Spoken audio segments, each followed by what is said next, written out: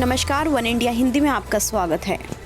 एक देश एक चुनाव का मुद्दा फिलहाल ठंडे बस्ते में है, मगर इस बीच केंद्र की मोदी सरकार कॉमन वोटर लिस्ट के इस्तेमाल पर विचार कर रही है।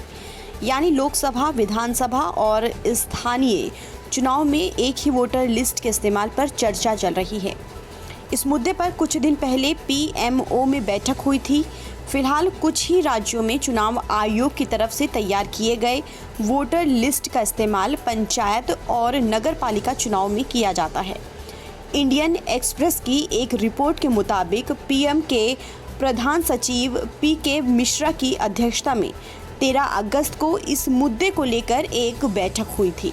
बैठक में मुख्य तौर पर 2 विकल्पों पर चर्चा हुई। सबसे पहले अनुच्छेद 243 के और 243ZA के लिए एक संविधान संशोधन पर विचार किया गया।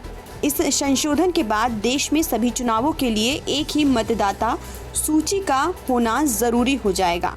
दूसरा, राज्य सरकारों को अपने संबंधित कानून को संशोधित करने और नगरपालिका और पंचायत चुनावों के लिए चुनाव आयोग की मतदाता सूची को अपनाने के लिए राजी करना। आपको बता दें कि संविधान का अनुच्छेद 324 एक चुनाव आयोग को संसद और राज्य विधानसभाओं के सभी चुनावों के लिए वोटर लिस्ट तैयार करने और उसके नियंत्रण का अधिकार देता है। दूसरे शब्दों में कहें तो चुनाव आयोग स्थानीय निकाय चुनावों के लिए अपने खुद के वोटर लिस्ट तैयार करने के लिए आज़ाद है। इस खबर में फिलहाल इतना ही। देश और दुनिया की तमाम खबरों के लिए आप बने रहिए वन इंडिया हिंदी के साथ।